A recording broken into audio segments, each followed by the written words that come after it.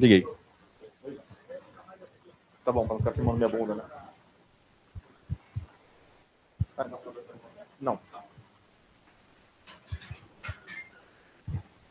Obrigado. Acho que pronto, para ver se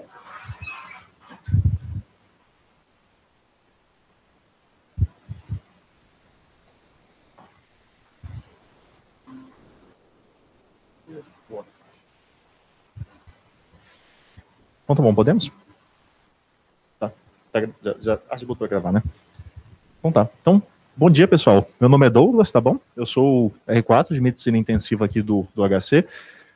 Hoje a gente vai ter mais uma revisão. O tema que eu escolhi, estado de mal. E o objetivo dessa revisão hoje, vocês vão ver que é um tema que é bem extenso. Não dá certamente nem de longe para esgotar as evidências do tema. Só que vocês vão ver que eu tentei pegar os tópicos que eu considerei mais relevantes para a discussão aqui hoje. E vocês vão ver que muita coisa que a gente faz é baseada, algumas coisas com alguma evidência um pouco mais sólida, outras numa evidência um pouco mais questionável. Eu vou até ao final da apresentação entrar num tópico um pouco mais controverso. Não, tá bom, fica à vontade. Mas eu vou tentar fazer um grande compilado tanto do estado de mal convulsivo quanto do estado de mal não convulsivo, e tentar abordar os principais tópicos desses dois aí. Inicialmente, então, coloquei aqui uma das primeiras definições que eu achei do que seria o estado de mal. Naturalmente, é uma entidade que já é conhecida há muitos anos, não tinha uma definição muito clara do que era, e essa daqui foi uma das primeiras definições que eu achei. Uma convulsão que persiste por tempo prolongado ou se repete com tanta frequência que a recuperação entre as crises não acontece. Que, na verdade, é uma definição muito parecida com o que a gente tem hoje. Só que, no fim das contas, acaba que é uma definição muito pouco prática, né? Olhando só isso, fica difícil você apontar para um paciente e falar exatamente qual que tem estado de mal. E a definição de guideline um pouco mais recente, ela tenta ser um pouco mais prática. Que vocês vão ver que, no fim, é a mesma coisa. Só que o que ele acrescenta é esse conceito aqui, de tempo T1 e tempo T2. O que seria isso? Bom, uma condição resultante da falha dos mecanismos responsáveis pela cessação da convulsão ou a presença de mecanismos que levam a convulsões prolongadas após um tempo de T1. O que significa esse tempo de T1? Que após esse tempo, a chance do paciente reverter a crise convulsiva é muito baixa. Isso gera um risco de que esse paciente vá ter lesão neurológica por conta das crises convulsivas. E o tempo que ele leva até ter esse dano pelas crises convulsivas é o que ele chama de tempo T2, que a gente vai discutir ao longo da apresentação hoje. Então, assim, a gente tem uma definição um pouco mais prática do que é estado de mal. Então, seguindo aqui nesses conceitos básicos, aqui eu coloquei as definições de guideline, só para ficar um pouco mais baseado no que a gente tem dessas definições do que é o que aqui, que esse aqui, os 5 minutos, então, que a gente usa, qual o ponto de corte para a gente fazer o tratamento, é os 5 minutos.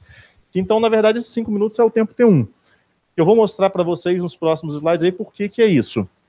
E qual que é a definição, então? 5 minutos de atividade clínica ou eletroencefalográfica de crise convulsiva contínua, ou aquele paciente que tem crises recorrentes sem retornar ao estado de base. Ou seja, não necessariamente ele fica convulsionando constantemente por mais de 5 minutos. Ele pode eventualmente convulsionar, fica naquele pós-ictal e antes que ele acorde, ele convulsiona de novo. Isso aí também configuraria um estado de mal, tá certo? E de onde que vem esse conceito aí dos 5 minutos? Vocês vão ver que, assim, é uma ideia meio matemática. Uma das evidências que a gente tem na crise convulsiva é mais comum em crianças do que em adultos, então muitos estudos foram feitos em crianças. A gente tem até mais evidência em criança do que em adulto dessas coisas. Que nesse estudo aqui ele pegou basicamente um monte de criança e viu mais ou menos qual que era a duração das crises convulsivas delas. E ele fez uma fórmula matemática que ele percebeu que 76% dos pacientes têm uma duração de crise de 3,6 minutos. Uma duração média. E 24% tem uma duração média de 31 minutos. Ele quis pegar quem que era a criança que era mais predisposta a ter uma crise que duraria por mais tempo. E aí, se vocês pegarem nesse gráfico, aqui é a chance de o percentual de crianças que tiveram reversão da crise. E aqui embaixo o tempo. Notem que a curva faz uma inflexão aqui em torno aí dos 10 minutos. Então, a partir dos 10 minutos de crise convulsiva, que na verdade ele coloca aqui nesse artigo até um valor entre 5 e 10 minutos, a chance da criança ter uma reversão da crise convulsiva torna-se muito baixa. Então, ela tende a continuar convulsionando até atingir um tempo que possivelmente seja lesivo para ela, que era esse tempo aí dos 31 minutos que ele considerou. Mas legal, em adultos a gente tem bem menos do que em criança. Isso aqui foi um estudo feito numa unidade em que os pacientes eram monitorizados, foi um N pequeno de pacientes, mas ele quis pegar a duração das diversas crises convulsivas. E o que ele percebeu foi que, para a maioria absoluta dos pacientes, a duração das crises, isso aqui em adultos, no caso, é menor do que 5 minutos. E alguns poucos tiveram escapes. Nesse gráfico aqui, ele cortou os pacientes que tiveram escape um pouco mais alto, porque esse gráfico aqui foi feito em segundos. Então, se ele fosse botar o paciente que convulsionou por 1 hora, não ia ter como enfiar aqui. Mas o que ele percebeu? 2 pacientes tiveram crises tônico-clônicas generalizadas, secundárias, que duraram de 41 a 79, e para os diversos tipos de crise, o que se viu foi que, se não dura menos que 5 minutos, a chance de se prolongar é muito alta. E é baseado nisso, então, que surge essa ideia dos 5 minutos. Que, do momento que o paciente passa 5 minutos convulsionando, a chance dele continuar convulsionando até atingir aquele tempo T2, que a gente vai discutir, é muito alta. Então, isso que eu acabei reforçando, isso que eu acabei de falar, as crises normalmente duram menos que 5 minutos, e de 5 a 10 a probabilidade para quadro persistente aumenta. E de onde, então, vieram esses 30 minutos, que todo mundo já ouviu falar, né? Os 30 minutos da lesão neuronal. Olha, isso é um conceito que é muito antigo, que a referência que eles colocam é essa daqui. Foi um estudo em primatas aí, de 1973, e que, basicamente, ele percebeu que quanto maior a duração da crise convulsiva, maior o risco de lesão neuronal nos primatas. Esse estudo aqui foi um estudo também pequeno, com poucos animais, nem chegou bem claramente esse valor de 30 minutos. Parece até que quando ele fala nesse estudo aqui, esse conceito de 30 minutos já existia antes desse estudo, mas que não fica muito claro de onde que veio. Mas já existia essa crença de que a pessoa ficar convulsionando muito tempo pode ter uma lesão neuronal irreversível. E aqui ele mostra que realmente se a crise dura muito tempo, o animal tinha um risco de lesão neuronal decorrente da crise. E os mesmos autores desse estudo aqui fizeram um outro estudo que aí não envolveu essa análise do cérebro dos primatas sobre a fisiologia dos estados epiléticos nos primatas. E nesse estudo aqui o que ele percebe é que em torno de 25 a 30 minutos, ele tem um corte de uma grande mudança fisiológica, que até 25 minutos de crises induzidas, essa é a característica fisiológica / metabólica do animal: hipertensão, acidose metabólica e respiratória e hiperglicemia. E a partir de 25 minutos, hipertermia severa, normotensão ou hipotensão, então a pressão tende a cair, e distúrbios hidroeletrolíticos graves. Que nesse grupo de animais aqui, isso aqui foi a causa da morte deles, inclusive. Distúrbios hidroeletrolíticos mais graves. Mas então é daí que vem essa ideia de 30 minutos. A gente tem alguns outros estudos experimentais, mas basicamente quando você vai ver a referência que eles citam, de onde que tirou esses 30 minutos, eles sempre citam esse estudo fisiológico em primatas. E aí ficou essa definição, de que a partir de 5 minutos a chance de reverter a crise é muito baixa, e a partir de 30 minutos tem um risco de lesão neuronal decorrente das crises convulsivas. Mas como deu para ver, esses 30 minutos, tanto os 5 minutos quanto os 30 minutos, são meio... Provavelmente não dá para se apegar muito a um número fixo, mas é o que é colocado em guideline, e o motivo é isso que eu mostrei para vocês. E da classificação do estado de mal. Existem várias formas de você classificar estado de mal. Dá para classificar de forma semiológica, eletrográfica. Aqui eu resolvi trazer a classificação de estado de mal convulsivo e estado de mal não convulsivo. E qual que é a diferença entre os dois? Bom, basicamente, estado de mal convulsivo existe a presença de movimentos rítmicos de extremidades. No estado de mal não convulsivo, você não tem a clínica do estado de mal convulsivo. que são os movimentos rítmicos de extremidades. A gente, em geral, lembra muito do paciente comatoso, né? A gente pensa em estado de mal não convulsivo no paciente que está comatoso. Mas aqui eu vou lembrar que o estado de mal não convulsivo não é só o paciente com coma. Existem uma série de sintomas que são possíveis num paciente que esteja em estado de mal não convulsivo. Tanto sintomas negativos quanto sintomas positivos. Por exemplo, o paciente tem uma crise convulsiva tônico-clônica e após a crise ele está agressivo, agitado, ele pode estar tendo crises não convulsivas, tá certo? Então é algo para se pensar. Alterações de comportamento em geral podem configurar um estado de mal não convulsivo. E claro, a gente vai depender do eletroencefalograma para falar isso daí. E aí, falando um pouquinho mais do estado de mal não convulsivo, esse estudo aqui ele é bem interessante, porque ele foi o primeiro a avaliar aí, de forma observacional, retrospectiva, qual que era o perfil dos pacientes em estado de mal não convulsivo. E aí aqui, o diagnóstico primário dos pacientes e a frequência de crises não convulsivas. Então esse NCS são crises não convulsivas e o NCSE é estado de mal não convulsivo. E a gente vê que é até mais frequente do que eu esperava em diversas situações. No paciente com rebaixamento inexplicável do nível de consciência, até que nem é tão frequente assim, 5%. Mas acho que ainda é relevante, considerando que é bem frequente acontecer isso na UTI, né? Mas, por exemplo, HSA, 13% tem estado de mal, encefalopatia hipóxia isquêmica, 12% estado de mal. Então, também não foi um estudo tão grande assim, mas foi um N razoável, mas já dá para a gente ter uma ideia mais ou menos da frequência. E parece que é relativamente frequente, especialmente em condições aí de acometimento do sistema nervoso central. E aqui, acho que algo que boa parte aqui já tem ouvido falar, é da necessidade do EEG contínuo para detectar as crises.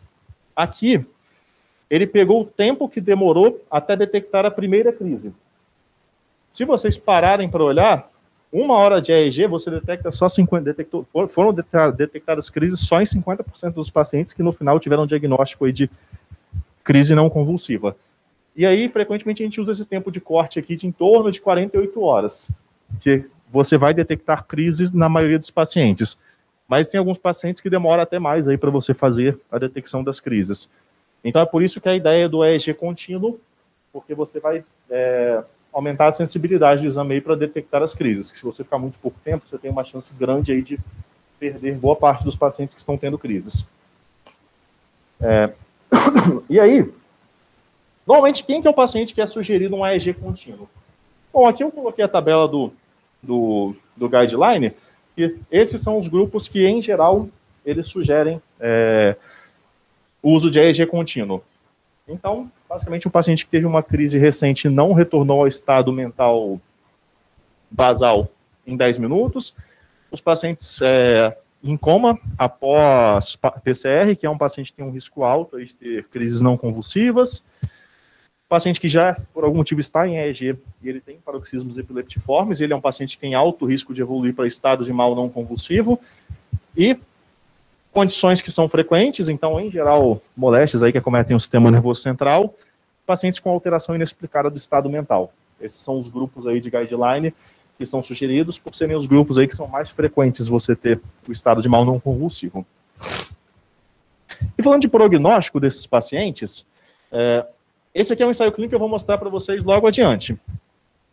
A mortalidade dos pacientes que estão em estado de mal não convulsivo, ela é bem alta. Mais alta do que os pacientes que estão em estado de mal convulsivo. A gente vai ver adiante e talvez não seja bem o estado de mal não convulsivo que gere toda essa mortalidade. Até naquele momento que eu mostrei o perfil dos pacientes que tiveram estado de mal não convulsivo, talvez tenha dado para reparar que eram pacientes que tinham doenças bem graves de base. Mas a gente vai discutir isso ainda. E aí, nesse estudo aqui, que quis fazer uma análise aí das variáveis associadas à mortalidade nos pacientes com crises, o que ele encontra? Voltando aqui é os pacientes que eram previamente epiléticos, aqui os pacientes que estão tendo crises agudas. Olha quais foram os diagnósticos aí dos pacientes que estavam tendo crises não convulsivas agudas. Então, esses são diagnósticos doenças graves, né? Disfunção de múltiplos órgãos, encefalopatia anoxisquêmica, própria HSA. Então, enfim, pode ser que talvez seja isso que justifique a mortalidade nesses pacientes. E de dados interessantes desse estudo, o que a gente encontra? Se o paciente é previamente epilético e ele está em estado de mal não convulsivo, talvez até que o prognóstico dele não seja tão ruim. O paciente epilético tem um risco maior de ter estado de mal e ele tem um prognóstico melhor do que os outros pacientes. Por outro lado, nesse grupo de pacientes aqui que tem insultos agudos, uma mortalidade bem mais alta. Nos pacientes, então, em estado de mal não convulsivo, mortalidade de 57%, e aqui interessante, um dado a se ficar atento, se for crise não convulsiva, o prognóstico não é tão ruim assim. O prognóstico é bem ruim nesses pacientes que estão em estado de mal não convulsivo, tá bom? E aí, falando um pouco do manejo, tanto do estado de mal convulsivo quanto o não convulsivo. Bom, isso aqui eu coloquei, mas acho que não vou focar muito nisso. Aqui é um manejo básico aí de qualquer paciente crítico, inclusive os pacientes que estejam em estado de mal, tá certo? Basicamente para o CDE. E aqui eu vou fazer um grande resumo do que eu vou falar adiante para vocês. E vou mostrar para vocês de onde que veio isso tudo aqui. Acho que todo mundo já tem em mente aquela ideia de que a gente tem uma primeira linha de manejo, medicações de primeira linha, medicações de segunda linha no manejo do paciente que está em estado de mal, e as medidas de terceira linha. E o grande resumo é isso aqui. Primeira linha, benzodiazepínicos parecem ser superiores. Segunda linha, a gente tem algumas opções, mas a gente não sabe se alguma é superior à outra. E é só para pensar. Se a gente não sabe bem a segunda linha, assim, a terceira linha, a gente sabe menos ainda. Eu vou tentar mostrar para vocês o que a gente sabe dessas três linhas. Então, lembra aqui desse ensaio clínico que eu falei que eu vou mostrar para vocês? Foi aquele que mostrou a mortalidade dos pacientes em estado de mal não convulsivo e convulsivo. Esse aqui foi um primeiro grande ensaio clínico que quis avaliar a primeira linha de medicação para tratar os pacientes em estado de mal não convulsivo. Desculpa, em estado de mal. Ignora o não convulsivo, estado de mal, tá certo? Até esse momento aqui, a droga que era mais disponível, mais utilizada, ainda era a fenitoína, como primeira linha de tratamento. E quais foram os 4 grupos? Lorazepam, fenobarbital, diazepam mais fenitoína e fenitoína sozinho. E aqui ele definiu o estado de mal como 10 minutos de crise, tá certo? E aqui só para vocês terem em mente aí qual que era a dose que era feita das medicações, se alguém quiser dar uma olhada. Então, acho que um clássico é a fenitoína, então 18 miligramas por quilo. A gente, em geral, faz 15 a 20 miligramas por quilo, né, na hora de dentalizar o paciente. Achei estranho a concentração máxima da solução, que eles colocam aqui em 50 miligramas por ml. Então, não sei se ele não fala bem se é catéter central, mas habitualmente a gente faz mais diluída a fenitoína, né? Mas, enfim. E o que ele encontra? Que, basicamente, houve uma tendência aqui de que a medicação que foi superior foi o lorazepam. E se você compara com a fenitoína, isso aqui teve significância estatística. Então, a partir daqui, a gente começa a ter em mente que provavelmente benzodiazepínicos, em especial o lorazepam, pelo menos baseado nesse estudo aqui, ele é superior à fenitoína como droga de primeira linha.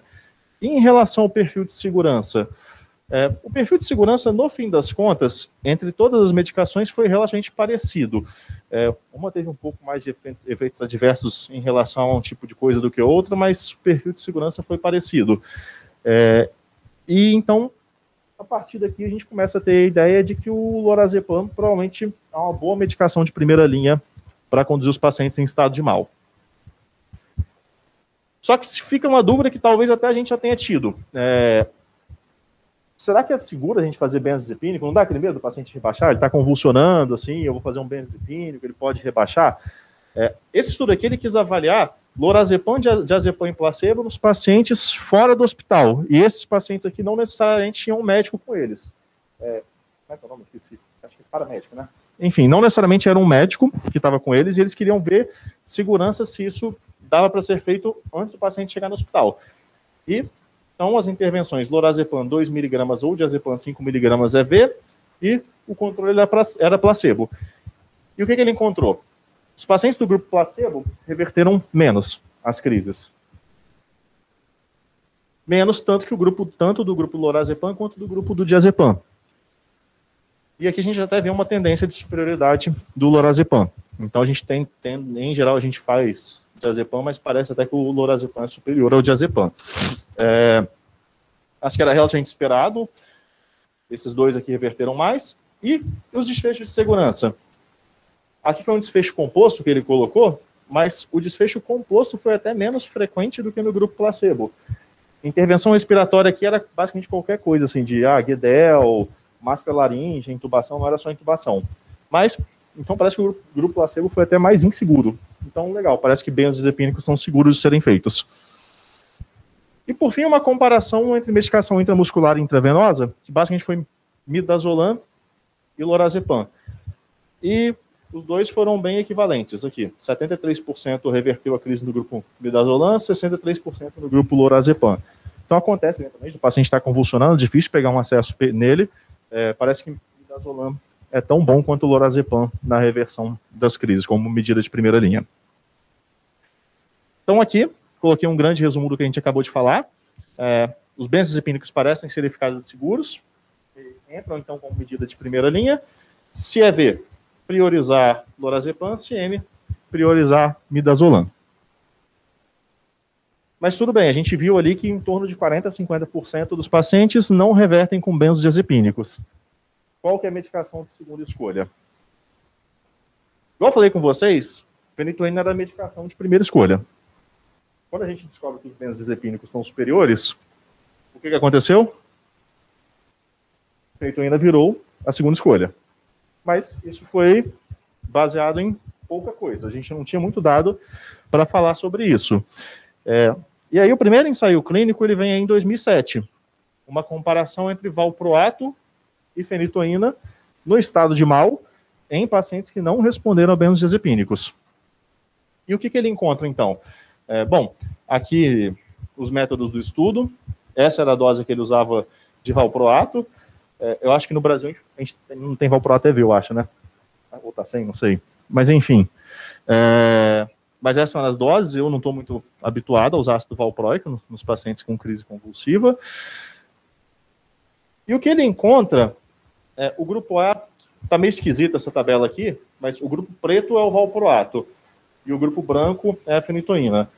Que foram relativamente próximos, até uma tendência de que o valproato foi um pouquinho superior à fenitoína, mas o ponto é que o perfil de segurança do valproato, que era esse grupo A, foi um pouquinho melhor do que o da fenitoína.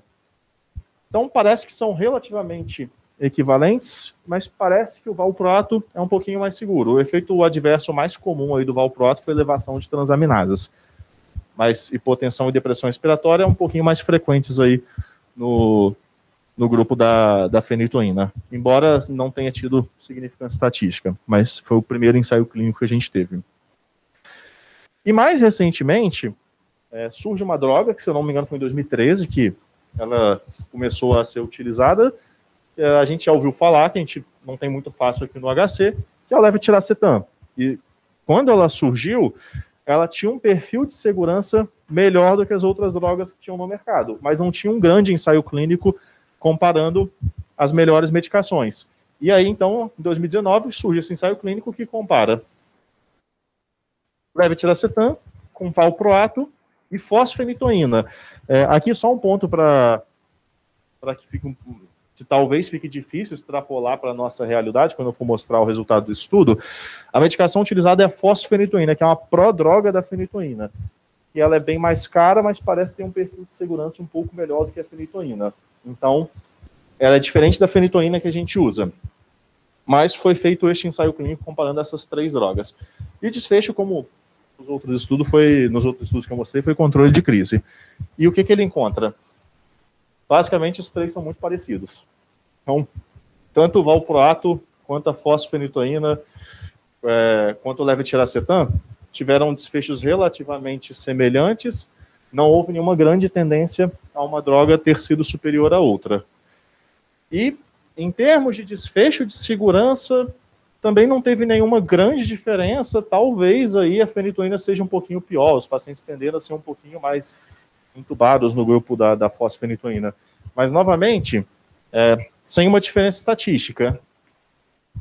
E aí eu vi até... e aí surgiram algumas piadinhas quanto a isso, que eu vi que os europeus ficaram surpresos que alguém ainda usava fenitoína. Parece que acreditavam muito que levetiracetam era muito melhor. E esse estudo serviu para mostrar que talvez ele não seja tão melhor assim. Ele tem um perfil de segurança que parece ser legal, mas não parece ser tão mais eficaz aí do que as outras. Então, aqui eu até colocaria um asterisco, mas levetiracetam, valproato e fenitoína são 3 opções aceitáveis como segunda linha.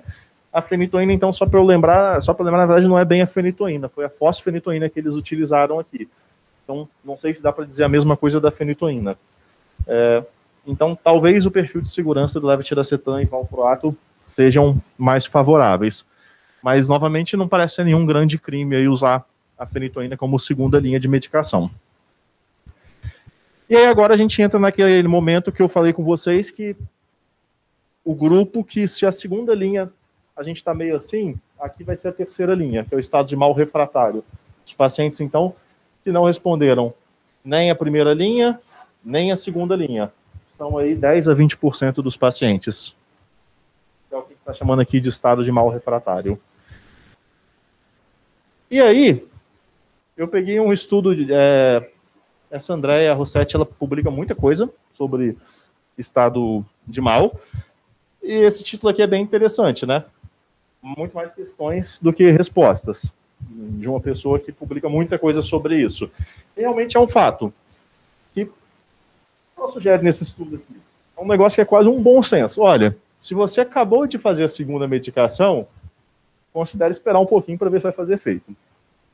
Ok. Se não resolveu, você pode considerar fazer uma terceira medicação que você ainda não usou. Qual? Aí não tem muito uma escolha. É muita opinião do especialista. E, por fim, você pode considerar uma medicação anticonvulsivante em infusão contínua, que acho que é o que todo mundo tem em mente frequente aí, né? Que é o coma terapêutico nesse paciente em estado de mal. Então, aqui o fluxograma que ela sugere. Basicamente, então, primeira linha, benzodiazepínicos, segunda linha, fenitoína ou valproato ou levetiracetam. Se for estado de mal convulsivo, considere infusão contínua de propofol ou midazolam. E aí, se não resolver, você considera um coma barbitúrico. Esse aqui foi o fluxo que foi sugerido nesse estudo aqui. E aí, se não resolver nem com coma barbitúrico, aí você vai, se a gente não tem muita evidência aí da terceira linha, aí é que tem dieta cetogênica, aí tem um monte de coisa aí que você pode tentar fazer. Mas baseado em relato de caso, a gente já faz, né? Mas enfim, então a gente tem algumas opções aí se for refratário a tudo. E aí, como eu falei, essa mesma pessoa tinha publicado alguns anos antes de qual anestésico usar no estado de mal refratário. E olha, é uma evidência muito ruim, são basicamente uma evidência observacional e que, sinceramente, não mostra muita diferença entre as medicações.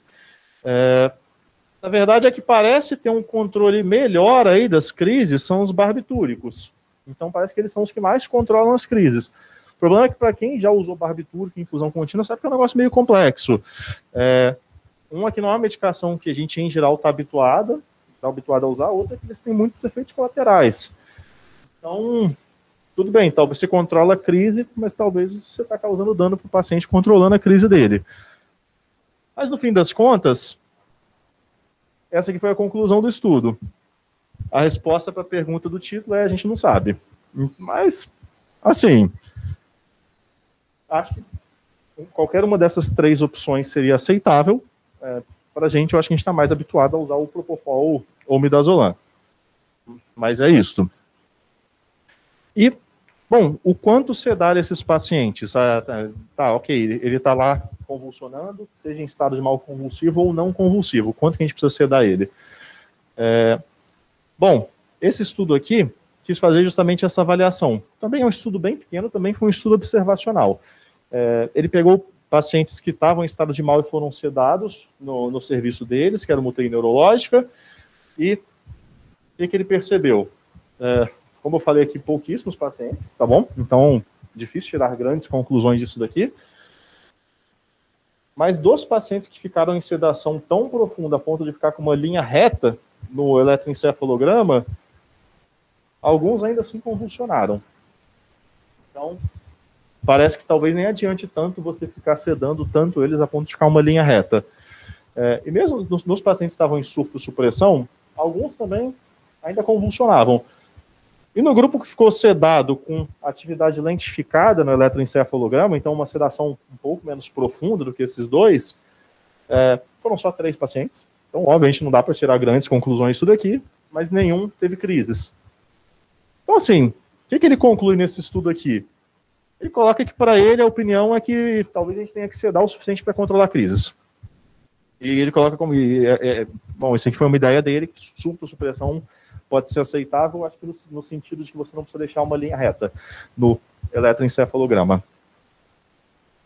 E até quando sedar esses pacientes? Ok, um paciente está lá em estado de mal, seja convulsivo ou não convulsivo, até onde eu vou com a sedação desses pacientes?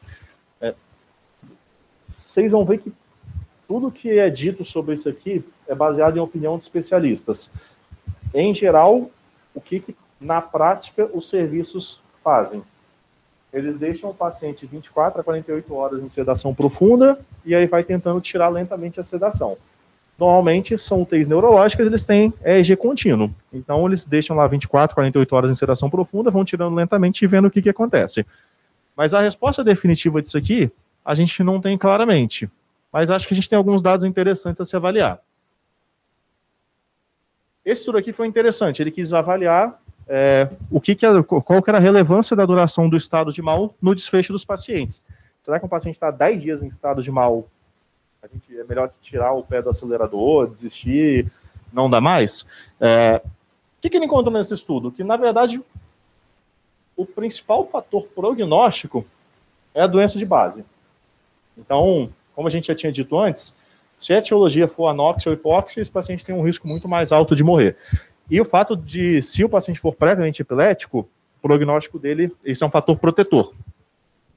E quando a gente fala da duração das crises, eu vou mostrar esse gráfico aqui, ele é interessante, porque o que a gente percebe?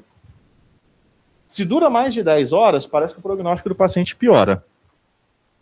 Só que daí para frente, parece que não muda muita coisa. Então, ficar mais de 10 horas convulsionando é ruim, mas no momento que ele fica mais de 10 horas, assim, o prognóstico é ruim, mas ele ficar 5 dias, ou 2 dias convulsionando, ou 10 dias convulsionando, ele não conseguiu encontrar grandes diferenças. Ele até cita que ele citou alguns pacientes lá que ficaram 60 dias em estado de mal e foram para casa. Acho que provavelmente em especial nesses pacientes que eram previamente epiléticos, que são os pacientes que têm um prognóstico um pouco melhor. Então, acho que aqui vai ser muito uma avaliação caso a caso, de acordo com a doença de base, muito mais do que avaliando o estado de mal do paciente em si. Esse daqui foi um artigo bem legal que eu li. Foi um debate, aqui falando um pouco mais do estado de mal não convulsivo, se a gente deve ou não tratar agressivamente o estado de mal não convulsivo. E eu vou tentar trazer alguns tópicos do debate. Cada um foi jogando um monte de estudo, cada um foi criticando o próprio argumento, assim, o estudo não é muito bom, mas a gente tem isso. E quais são as ideias aqui? Esse estudo aqui, de 2017, do JAMA, ele quis avaliar a tensão de oxigênio no cérebro no momento que o paciente tem as PDs, né, as descargas periódicas. E o que ele encontra? Que no paciente, quando ele tem descargas periódicas, a tensão de oxigênio cai naquele local. Então ele cria uma ideia aqui de que talvez realmente a crise em si possa piorar a oxigenação cerebral. Uma ideia meio fisiológica. E tem alguns estudos de diálise também cerebral, diálise metabólica, que mostram que talvez crises, mesmo não convulsivas, sejam ruins para o cérebro. Porque só para lembrar, essa evidência de ser ruim para o cérebro é para macacos que foi induzido crises convulsivas, aquele dado que a gente tem dos 30 minutos. E aí, esse aqui foi um estudo observacional em pacientes que tinham crises convulsivas ou estavam em estado de mal não convulsivas e tinham HSA.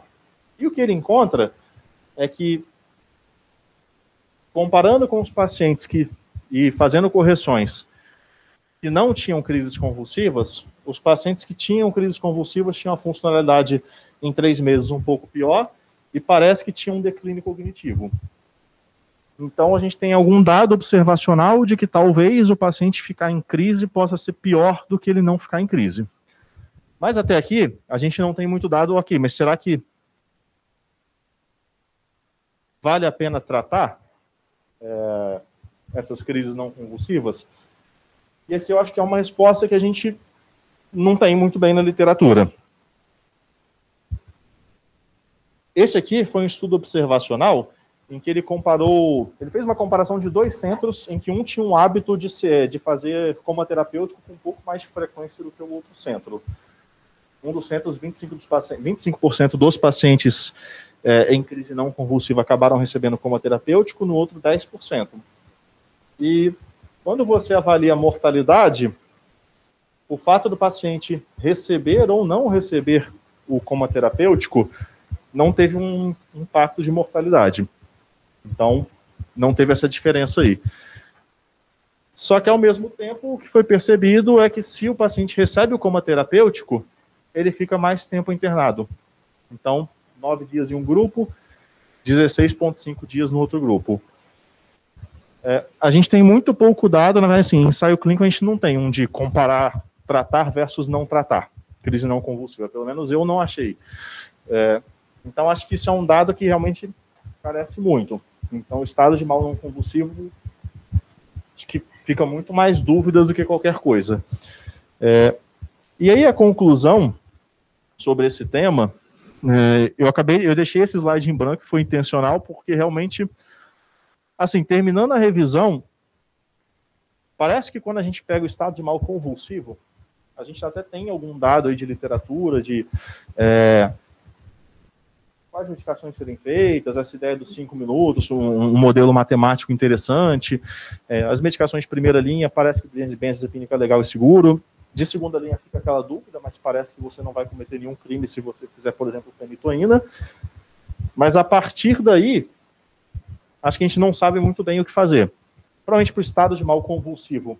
Provavelmente não, assim, acho que faz sentido você abortar um estado de mal convulsivo, né? O paciente realmente, além da questão da lesão cerebral, se o paciente está convulsionando constantemente, ele vai ter todas aquelas alterações fisiológico-metabólicas que eu mostrei lá no estudo dos macaquinhos. Mas, para o estado de mal não convulsivo, eu fiquei meio, não sei, aquele debate lá, no fim das contas, acabou que ele é interessante de ler, mas no fim os dois tinham opiniões parecidas, né? Tanto que era pró, um manejo mais agressivo, quanto que era contra. E eu, na verdade, termino essa revisão aqui, talvez com mais dúvida aí do que eu comecei, em relação a, e aí, o paciente está em estado de mal não convulsivo. Faz sentido eu dar medicação?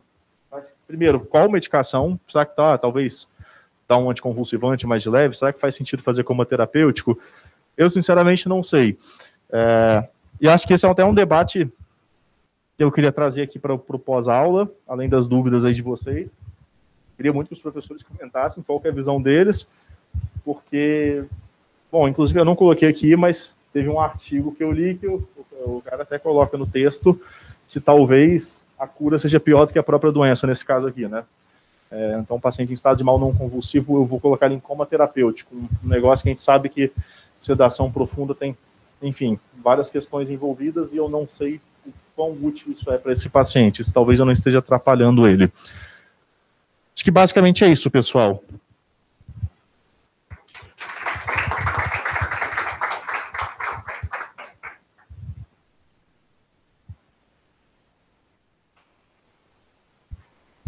Bom, Douglas, parabéns aí pela uma revisão bem completa. Fica aí pro os R1, os R3, R1, R1, R1, R3 e todos os outros. É um bom exemplo de como conduzir, né? Rever conceitos, trazer as evidências que a gente tem, né? E as controvérsias também, né? Acho que isso tudo é importante. Muito bem. Aí alguém tem alguma dúvida geral? Vamos lá, então. Uma dúvida, assim, botando naquela parte do diagnóstico, tu colocou que é uma coisa extremamente ampla, bem genérica, assim, quando pensando no estado não convulsivo. Se tu acha que teria papel para algum perfil de paciente da gente incluir, talvez, monitorização com eletroencefalo, igual a gente bota no nosso kit de monitorização do restante, ou qual seria o limiar para você pedir um eletroencefalo para um paciente teu, assim? Vamos lá. Então, vamos lá. Bom, em relação a colocar o eletroencefalo no paciente, foi até um ponto daquela sugestão do guideline, assim, eu acho que faz sentido. Talvez, num paciente que tem risco alto, e igual eu falei, eu termino até com uma dúvida, assim, que ele coloca aqui num paciente com risco alto de crises não convulsivas e estado de mal não convulsivo, que basicamente era quem? Era o paciente pós-parada cardíaca, o paciente que convulsionou e não retornou ao estado de base, algum paciente que por qualquer motivo você suspeite que ele esteja em estado de mal não convulsivo, então uma alteração comportamental, agressividade inexplicada, rebaixamento inexplicado do nível de consciência, sangramento no sistema nervoso central, meningoencefalite herpética, que são doenças que têm alto risco, talvez faça sentido você monitorizar esse paciente. Nesse grupo de pacientes, provavelmente faz sentido você monitorizar por um tempo um pouco mais prolongado. Que essa monitorização por 30 minutos, igual a gente viu ali, que é a que a gente faz aqui habitualmente, você vai perder metade dos pacientes que vão ter crises não convulsivas. Existe até um score que eu acabei não colocando aqui na minha apresentação, porque eu acho que esse é um negócio muito abstrato, porque como a gente não tem EEG contínuo, mas existe um score que avalia o risco de um paciente baseado no padrão eletrográfico, que precisa de 6 horas, pelo menos, de monitorização para esse score ser feito. Ele foi validado com pelo menos 6 horas. E mesmo que o paciente não tenha crise, ele avalia o risco do paciente ter crises convulsivas. Acho que é HELPS. Tem uns dois no meio do caminho aí, mas acho que é HELPS. Ele foi um estudo publicado no JAMA. É relativamente recente aí. Foi em 2017, eu acho. E talvez você pode se basear nele para falar, putz, talvez faça sentido eu continuar monitorizando esse paciente porque ele tem um risco alto de ter crises, entendeu? E o oposto também, baseado no padrão aqui, se esse score pontua 0, a chance do paciente ter crise é menor que 5%. Então, assim, acho que basicamente é isso. Você faz essa análise aí multifatorial. Deu para responder? Eu divaguei demais? Não sei. Bom, pode entrar um pouquinho mais. Vamos só rever uns conceitos. Epilepsia, o que é epilepsia? Conceitualmente falando.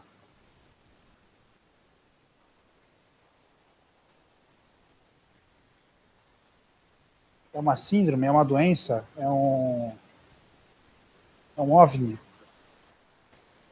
É o que é conceitualmente falando.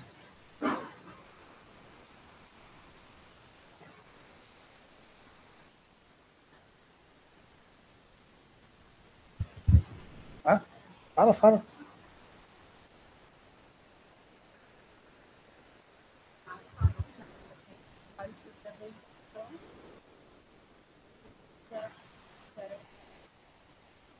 Mas a causa geralmente é estrutural, né? Não é uma causa orgânica, nem... Perfeito. Vamos só lembrar. Então, uma síndrome assim, ela tem uma característica fisiopatológica, que é ter as descargas eletrográficas um certo padrão. Então, epilepsia é isso. E ela é uma síndrome porque tem várias causas diferentes. Então, você pode ter epilepsia do lobo temporal, que chama? Esclerose mesial temporal. Isso é uma doença que causa epilepsia. Pneumonia por pneumococo é uma doença que causa sepse, né? Então, acho que a gente tem que fazer essa analogia, tá? Então, a epilepsia é uma síndrome.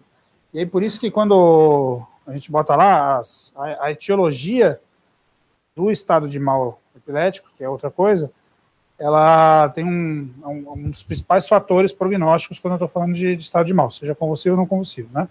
Tá? Acho que esse é o primeiro ponto. O que é crise epilética?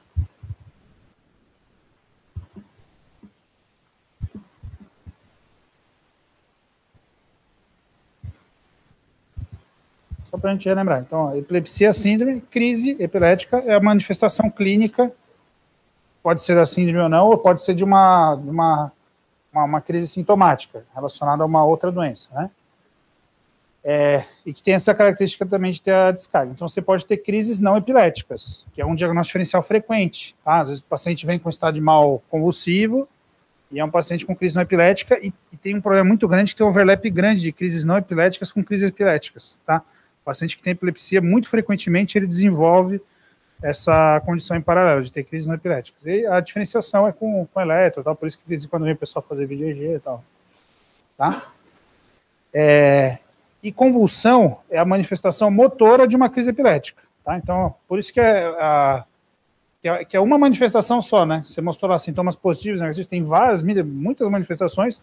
A crise tônico-clônica ou mioclônica, sei lá, tem várias outras. A convulsão é só a manifestação motora. Eu acho só para a gente separar bem esses três conceitos, né? E aí, indo para o estado de mal, então a definição hoje é baseada no tempo, 5 minutos, mas é um corte arbitrário, como tudo que a gente fala, todos os cortes de medicina, eles são arbitrários. Alguém achou que ali era o melhor ponto, mas pode ser que 10 minutos ia resolver para alguns pacientes, só com diazepam ou não. Pode ser que para outros não, né? Então, e a definição de estado de mal refratário e superrefratário baseado no quê? O que é o estado de mal refratário? Ele, em alguns lugares, fala que é o refratário ao diazepam já, né, Marcelo? Não tem? Mas geralmente é a primeira e a segunda linha ali, é o diazepam mais uma droga antiepilética de ação um pouco mais lenta, quando você teria que ir para a sedação contínua. E o superrefratário é aquele que você bota em coma terapêutico, que é a terminologia utilizada aí, né? E você vai abrir mão de outras opções variadas, como o Douglas falou, né? Tá bom? Então, só para a gente rever esses conceitos. Beleza. O que mais aí, Douglas? Você queria discutir aqui o que fazer? Eu queria saber de vocês na prática. Você está com um paciente que, por algum motivo, você suspeitou que ele esteja em estado de mal não convulsivo. Você coloca um eletroencéfalo, e acho que tem 2 pontos que talvez sejam diferentes no manejo, né? Você coloca um eletroencéfalo e, primeira opção, você descobre que o paciente está em estado de mal não convulsivo de fato. E aí? Seda profunda, isso quer dizer, talvez assim, tenta uma droga antiepilética intermitente, ver se funciona, se não funcionar, seda profundo, ou se nem seda profundo.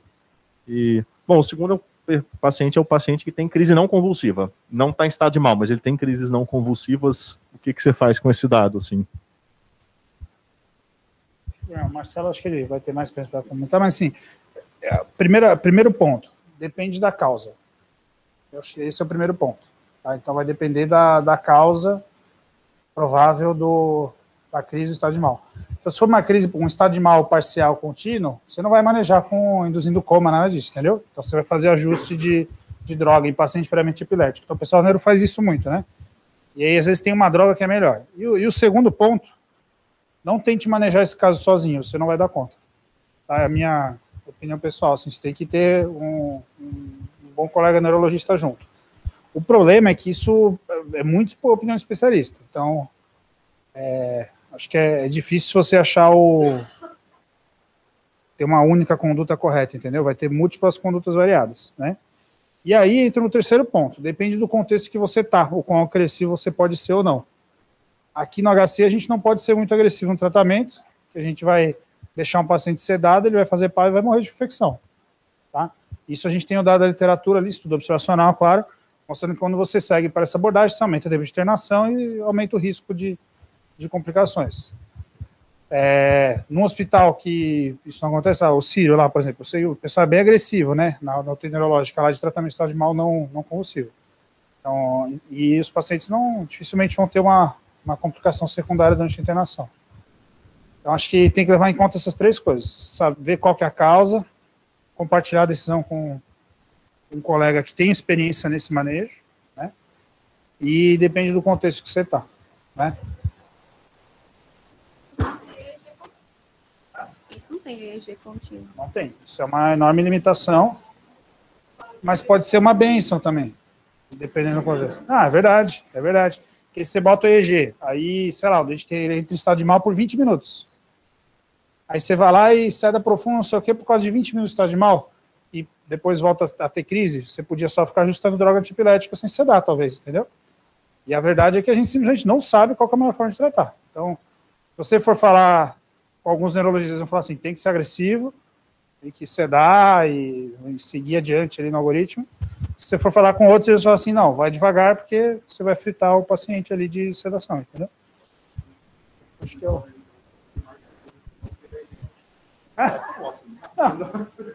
Não sei se é para tanto, mas... Não fiquei feliz com isso, mas eu fiquei absurdo, não tem EEG contínuo, acho que no fim ele não tá, assim. O que eu vou te dizer?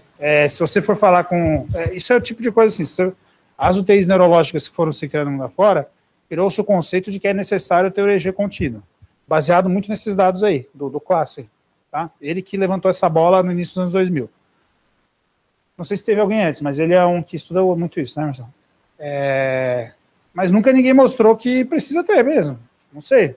Realmente, ninguém mostrou, você usar uma abordagem, é a mesma coisa monitor de pique, é a mesma coisa. Ninguém mostrou que essa abordagem necessariamente é melhor. Eu realmente não sei. O que eu acho que dá para a gente fazer aqui? Isso também é totalmente opinião, né? Talvez nos casos de alto risco, quando você cede o paciente, você já está dando uma droga antipilética, né? No caso de hipertensão intracraniana e tal. Aí você dá uma droga anticonvulsivante profilática por 7 dias, para prevenir crise precoce, que é o que você faz. Aí você não faz o EEG, porque você já está ali, né? Você já está meio que tratando e tal. Isso é uma opção. Eu sei que o Marcelo é bem restritivo, nem isso ele faz, geralmente. Porque a evidência é para prevenir crise na primeira semana, então não é mudar desfecho clínico também. Então tem gente que simplesmente não faz profilaxia primária, né? Nesses casos de neurocrítico agudo, né? Que é onde acabaria entrando mais essa indicação. Então, essas são minhas 3 opiniões a esse respeito. Mas eu tendo, como a gente é intensivista, né, a evitar sedar o paciente em estado de mal não convulsivo. A não ser que isso claramente seja uma deterioração num estado de mal convulsivo, sabe? Entrou e aí parece um estado de mal convulsivo sutil, que chama lá, né, aquele que eles têm manifestações motoras sutis, já fadigou da manifestação motora, aí você pode caminhar de forma mais agressiva, mas, ao contrário, tenderia a não ser muito agressivo. E hoje o pessoal está usando muito lacosamida, né, que tem EV, inclusive, está usando muito fora. Não, mas não tem nem a levetiracetam, agora que teve, né, mas não tinha também. E o pessoal começou a usar porque era uma droga, em teoria, melhor, mais fácil, mas sempre tem lobby junto aí, né? Tem coisa junto. E o outro problema do EEG mesmo em hospitais privados, é muito difícil você conseguir um EEG prolongado. O convênio geralmente não paga. Você tem que... É difícil você conseguir. Eu não sei como é que está hoje, mas é difícil, né? Aqui tinha uma época que a gente conseguia, né? Mas vai fazer 4, 6 horas às vezes. Ultimamente, enfim, tá...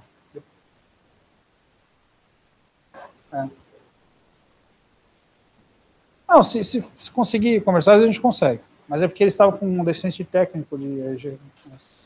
Marcelo, fala você, o que você acha a respeito? Só uma coisa do EEG contínuo que é problemática também, que nesse hospital particular sempre tem um técnico de plantão, nesse que o Bruno falou. Daqui instala aí de escola um eletrodo, ela cola, descola de novo. No final a qualidade fica muito ruim.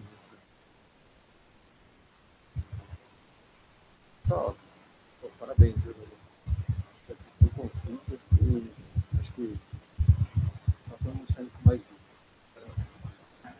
Acho que essa era o grande objetivo.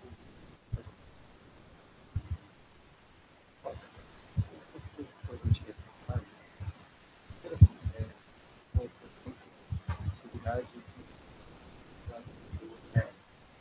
estereotipada. Pô, você tem estereotipada. Toda atividade motora aqui. Vai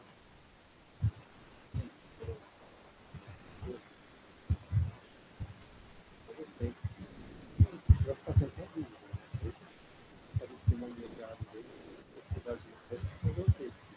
Nunca sabe se é crise ou não é crise. Todo mundo já vê dentro de imediato.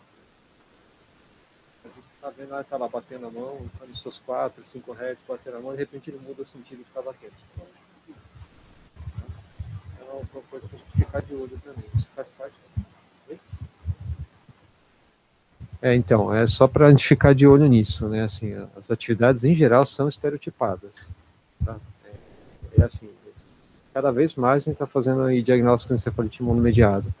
E assim, é um doente que até pouco tempo atrás, de graça, ficava o mês inteiro aí sedado, né? E hoje a gente não precisa disso. Hoje não precisa nem entubar, talvez, né? Boa parte deles, não estou dizendo todos, de jeito nenhum. Bom, a segunda coisa que eu queria fazer de observação é em relação a por que a gente usa diazepam e não usa, então, o lorazepam. Já parou para pensar nisso? A gente depois pega os dois estudos do Dr. Lovenstein e o primeiro, que eu esqueci o nome do autor. Mas chequem as doses. Né? O primeiro era 0,15 por quilo, a maior parte era crianças, né? Então até seus 60 quilos chegava próximo dos 10 miligramas, né? 0,15 de diazepam. E o segundo do Dr. Lovenstein era 5 miligramas de diazepam para todo mundo. Então, a dose relativamente baixa. Não sei se isso tem a ver com os desfechos. Isso é uma coisa que chama atenção. Para pegar os editoriais, isso já foi motivo de discussão. A gente usa o diazepam. Então, acho que é o que a gente tenta fazer muito, só para a gente não ter tanto está refletindo então sobre isso. Né? Você tem que saber que os estudos parecem mostrar uma superioridade, a gente tem que olhar que talvez exista a superioridade do lorazepam, mas pode ser só algo fatal. O que mais?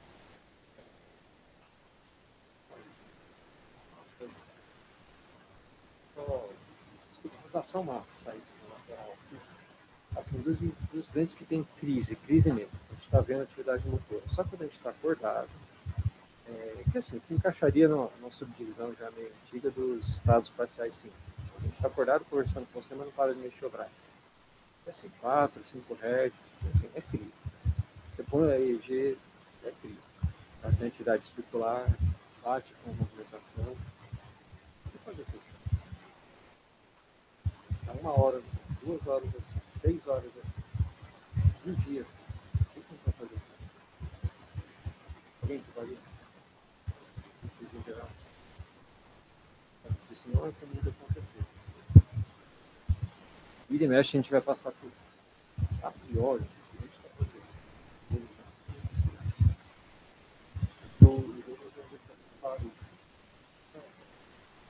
Ninguém sabe. Provavelmente é uma bola de neve. Só que qual que é o papel da crise para lesar o cérebro? Ninguém sabe disso. A gente tem assim, que é uma doença relativamente causa que levou o dente ao estado normal, isso não faz determinância de prognóstico. A crise em si, o dente está convulsionando já é ruim. Agora, provavelmente adiciona alguma coisa? Provavelmente adiciona. A gente não sabe o que. Tem que prejudicar a evolução do paciente. Então, assim, o dente está em estado de mal esse dente precisa ficar no UTI, precisa ficar vigiado, mas não necessariamente se ele está protegendo de moda, não necessariamente precisa dar antibiotico. Ele mexe, passa 2, 3 dias, ele começa a diminuir a frequência. No 7º dia, diminuiu bastante. Daqui a 10 dias, você sabe. Então, não tem pressa. A pessoa vai estar na vista. Aí, quando a gente entra no EEG, o mesmo EEG, a gente pode mostrar para 2 eletrofisiologistas diferentes e eles terem opiniões diferentes. Isso é estado de mal, isso não é estado de mal. Onde eu estou querendo chegar é que não existe um padrão. Aquele cara que está convulsionando, cheio de espícula, você olha para ele, está lá numa convulsão tipo grande mal. Isso não tem dúvida. Né? Agora, do resto, acho que a última revisão do Lancet Neurology sobre estado de mal não convulsivo é bem legal, porque que ele coloca assim, papel do EEG. Ele começa o subitem falando assim, a gente nunca sabe se a gente está vendo expressão elétrica de alguma coisa que está acontecendo ou simplesmente expressão elétrica do sofrimento do cérebro por causa da doença de base. Então, você fala, olha, o dente que está tendo surtos de identificação, ou só até surtos epileptiformes, o que é surtos espiculares, digo, né, de frequências um pouco mais rápidas, ou lenta ou rápida. O que isso quer dizer? Né? Ninguém sabe direito. Mas ainda, o EEG contínuo. Né?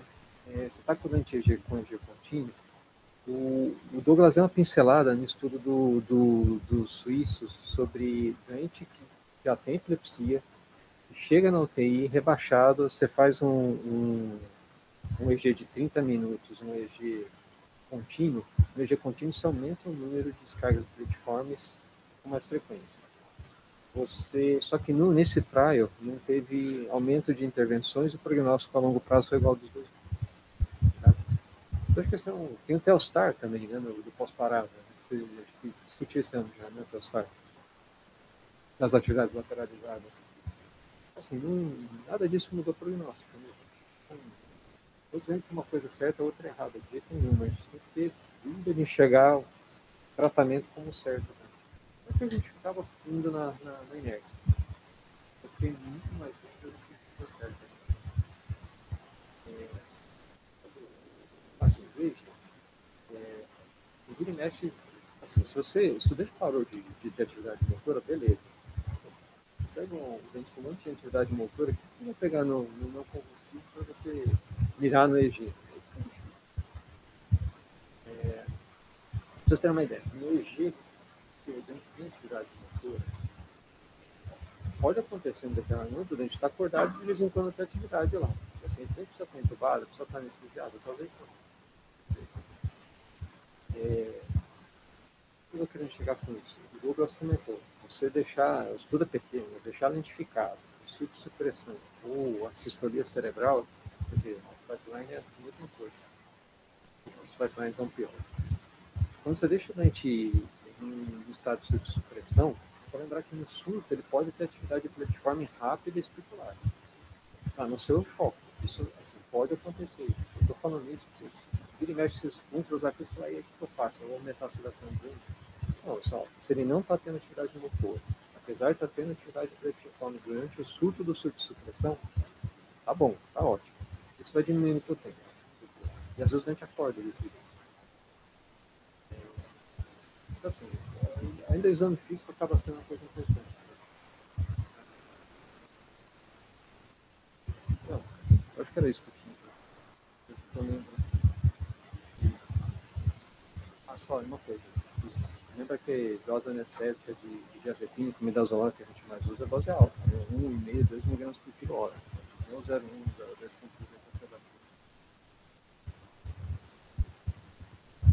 Outra coisa é que o EEG ele só vê atividade cortical. Então, tem um pouco de literatura aí falando sobre crises mais profundas, né? Tem gente que advoga que você deveria enfiar um eletrodo lá dentro para ver se está tendo crise profunda. É verdade, não é verdade? O que seria um passo a mais aí dessa linha de investigação. Que talvez, enfim, eu acho que muito disso marca a intensidade da lesão, né? Você tem que estar num lugar que as coisas, o restante tem que estar muito certo para você poder seguir esse caminho, assim, senão você vai certamente ser heterogêneo.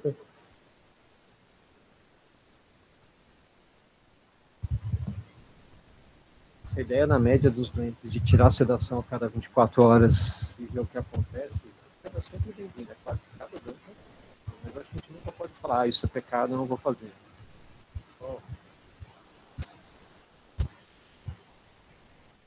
Você escalonou. Depois você pode reduzir de novo, né? Acho que é isso.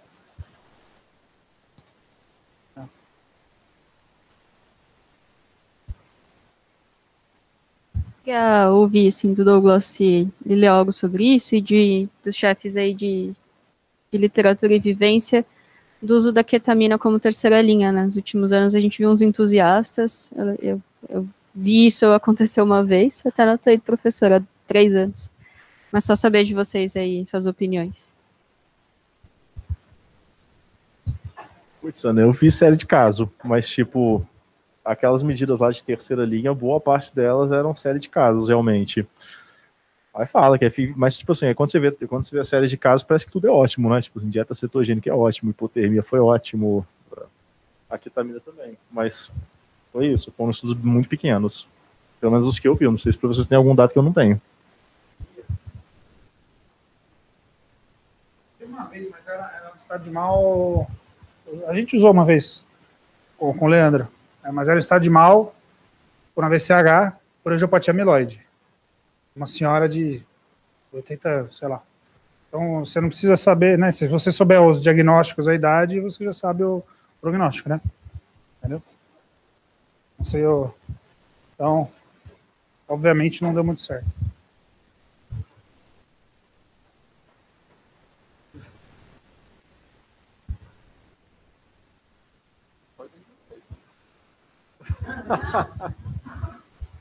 Assim,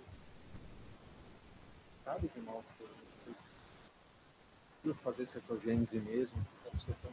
A gente só lembra que assim, se o Dante levou vai receber lá a fenigrana dele, tomou esse oriliposado e acabou a cetogênese. É um negócio que pode bobear, tem uma limpeza do útero, além de hipoglicemia, deu glicose para ele e acabou a cetogênese. Se deu certo ou não, né? Se a gente entrou convulsionando e saiu convulsionando mesmo. Até aí eu acho que seria melhorar. A participação de hipotermia, lembra que tem o Hibernatus, né? Só que aí é estado refratário, super refratário. Eu fiquei com uma dúvida, Douglas. Você mostrou aquele estudo que o professor comentou sobre o paciente que fica em surdo-supressão ou linha reta ou então, agora, eu não entendi, na verdade, assim, o paciente que está em linha reta no EEG e ainda está em convulsão, ele está o quê? Clinicamente em convulsão, mexendo? Porque se está em linha reta, pelo EEG não é convulsão, e, tipo, se está em linha reta, ele tem movimento?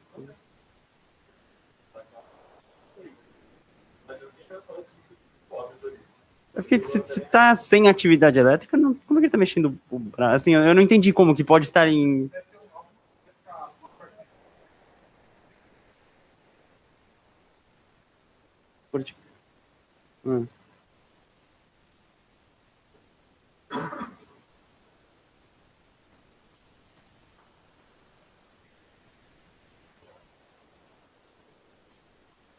Entendi. Entendi. Uhum. Mesmo, é porque eu entendo que o córtex motor também é meio superficial aqui, né? Assim, então, não sei.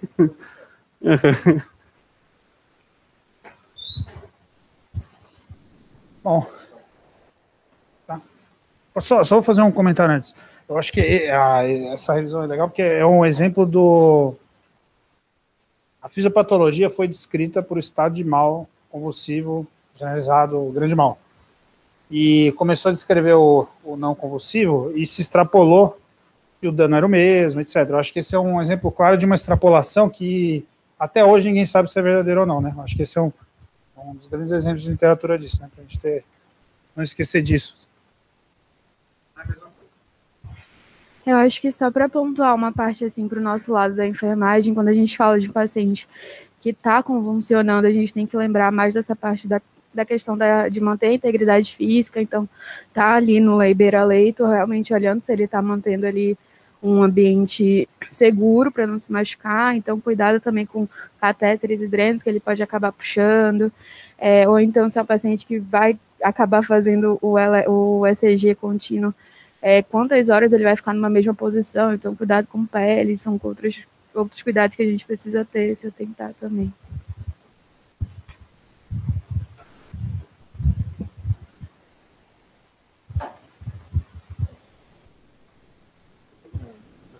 Integridade física, quem bloquearia um paciente?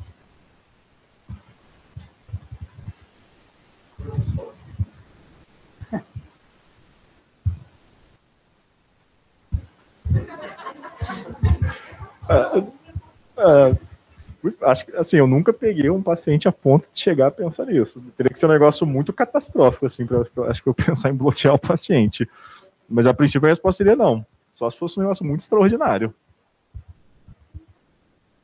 Não, acho que pensando nessa questão de integridade física, tá colocando em risco o paciente, tem risco dele cair ali, assim.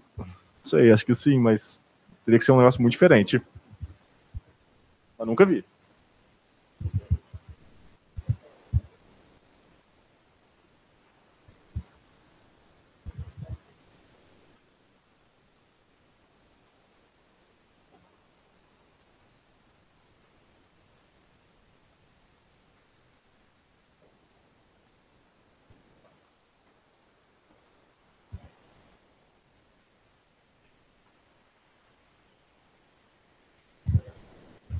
O pessoal não ouviu aqui, Marcelo, Marcelo não está falando que é para coralizar ninguém, está de mal, exceto em situações em que você já tentou várias medidas, não foram efetivas e talvez uma melhor, essas situações aí tem atividade física mesmo.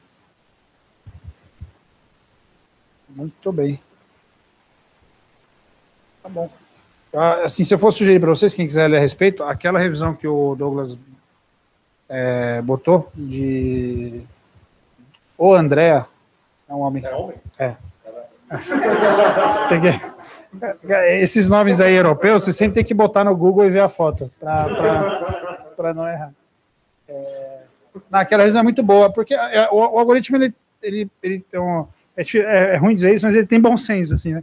Assim, putz, é um estado de mal convulsivo, grande mal, você vai ser um pouco mais agressivo, você vai para a sedação direto, se não for, você pode tentar outras alternativas antes de ir para a sedação, é basicamente isso que ele fala, e aí quando vai para o super refratário, aí tem de tudo, né?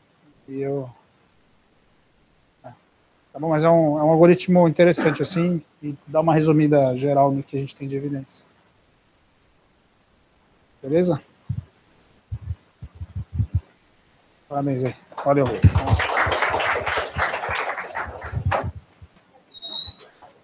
Quer falar da questão? Não.